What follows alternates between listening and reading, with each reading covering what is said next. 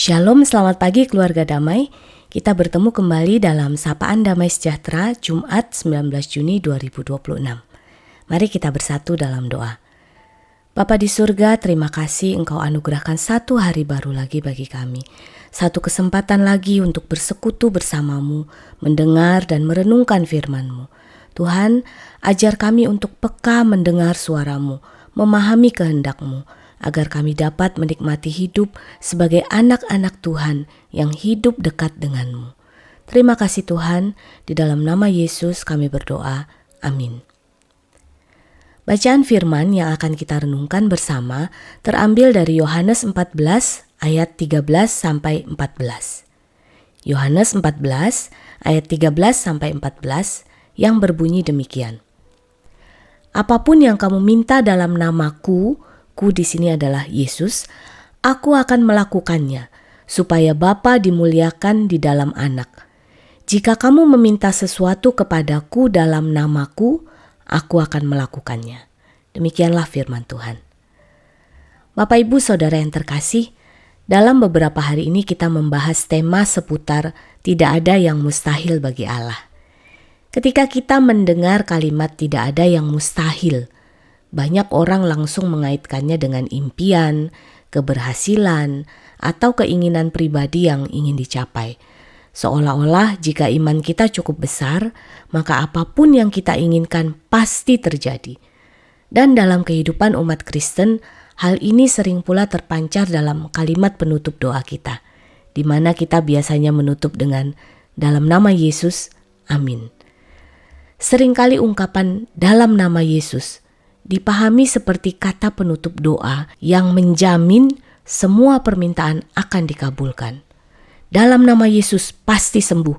Dalam nama Yesus pasti menang. Dalam nama Yesus pasti deal pekerjaannya. Bahkan kalimat dalam nama Yesus ini menjadi sesuatu yang begitu mudah terucap dari bibir kita. Namun bukankah itu yang dijanjikan oleh Yesus? Dalam nats bacaan kita tadi, jelas Yesus mengatakan, apapun yang kamu minta dalam namaku, aku akan melakukannya. Bapak Ibu Saudara yang terkasih, saya ingat ketika masih kecil saya membaca ayat ini. Saya terkagum-kagum. Wah, enak ya jadi orang Kristen, tinggal minta sesuatu dalam nama Yesus, pasti akan terkabulkan.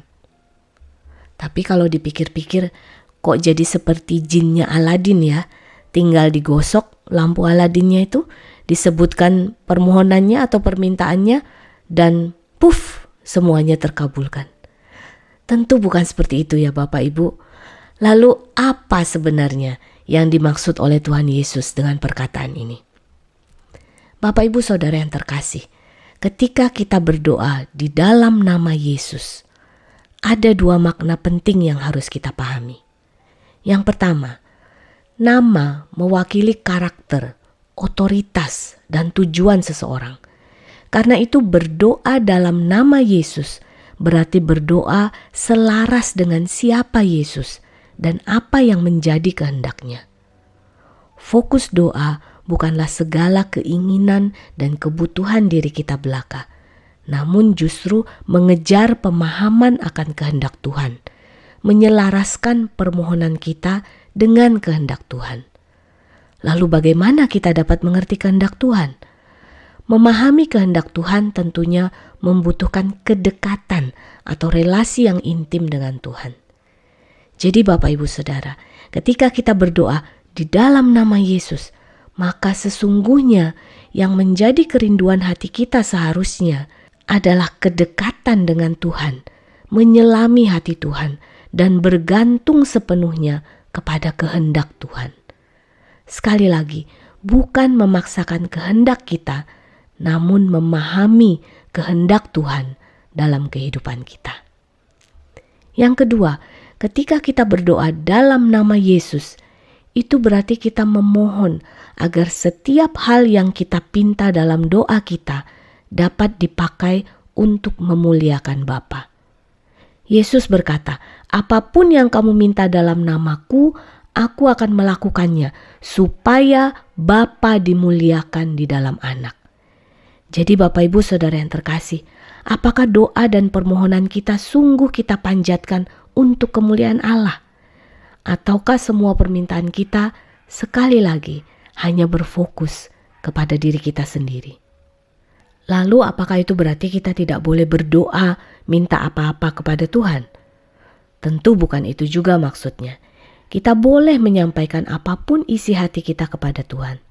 Mungkin ada di antara kita yang masih bergumul mencari pekerjaan.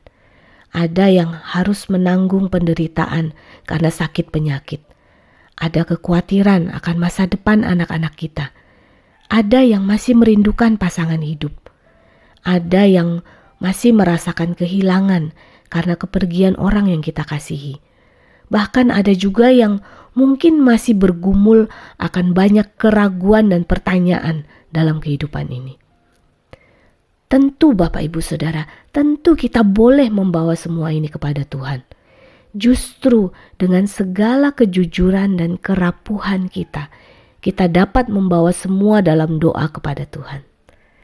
Tetapi Bapak Ibu Saudara terkasih, mari ketika kita membawa semua dalam doa, ketika kita menutup doa kita, mari kita mengingat ketika kita berkata di dalam nama Tuhan Yesus, itu artinya kita mau mencari kehendak Allah dan menyerahkan hidup kita sepenuhnya kepada kehendak-Nya.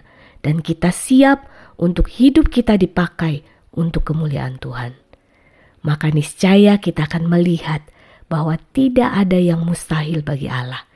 Ia akan melakukan segala yang baik dalam kehidupan kita sesuai dengan rencana dan kehendak-Nya. Mari kita berdoa. Bapa di surga, Bapa yang maha kuasa, yang sanggup melakukan perkara-perkara besar dalam kehidupan kami. Ampuni kami Bapa, kalau terkadang kami masih sering berfokus pada keinginan diri kami sendiri. Bahkan kami dengan lalai menggunakan nama Yesus demi kepentingan kami sendiri. Ampuni kami ya Bapa, bawa kami lebih dekat kepadamu, agar kami sungguh semakin mengerti kehendak-Mu, dan mampukan kami hidup di dalamnya, agar hidup kami boleh dipakai untuk kemuliaan nama-Mu. Di dalam nama Yesus kami berdoa. Amin.